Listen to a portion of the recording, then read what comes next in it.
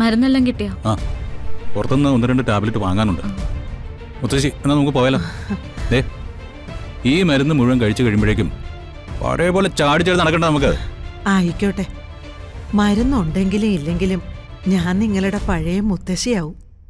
എന്റെ മരുന്നല്ലേടാ നിങ്ങൾ രണ്ടുപേരും. കേറിക്കോ മുത്തശ്ശി, ഞാൻ കയറാം.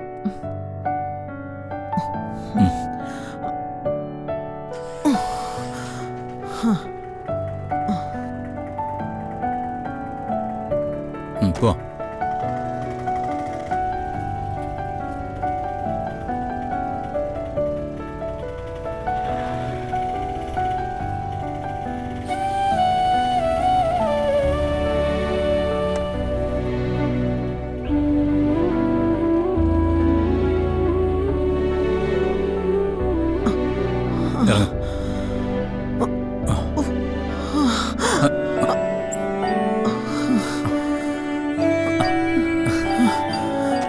ജയഭാരതമ്മ വരൂ.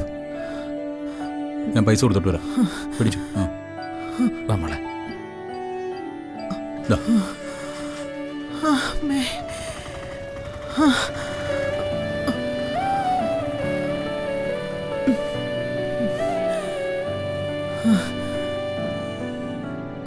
അങ്ങോട്ടിരുന്നോളൂ.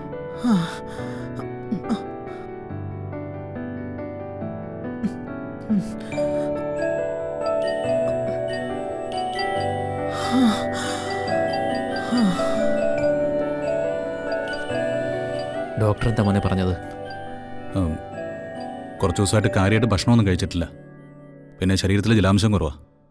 വേറെ കുഴപ്പമൊന്നുമില്ല അച്ഛാ. എന്താ ജയഭാരതി അമ്മ ഇത്? ഭക്ഷണം കഴിക്കാതിരിക്കാന്ന് പറഞ്ഞ എന്റെ കൈയും കാലുമായിരുന്നു ഇവര് രണ്ടുപേരും.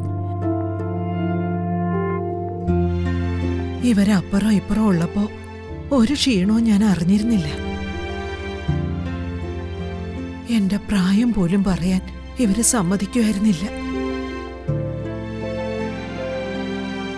പക്ഷേ ഇവര് പോന്നതോടെ ഒന്ന് തളർന്നു തിരുമേനി.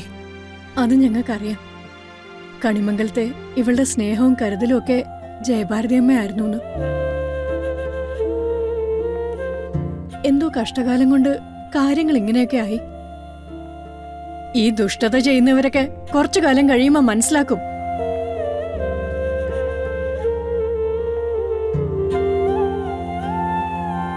മുത്തശ്ശി, ഇനി നന്നായിട്ട് ഭക്ഷണം കഴിക്കുമല്ലോ. അതിനെന്താടി മോളെ, അല്ലെങ്കിലും നിന്റെ ആറ്റുവാശ്ശേരിന്നൊന്ന് കഴിക്കണ്ടേ? മുത്തശ്ശി, ഇനി നന്നായിട്ട് ഭക്ഷണം കഴിക്കുമല്ലോ. അതിനെന്താടി മോളെ, അല്ലെങ്കിലും നിന്റെ ആറ്റുവാശ്ശേരിന്നൊന്ന് കഴിക്കണ്ടേ?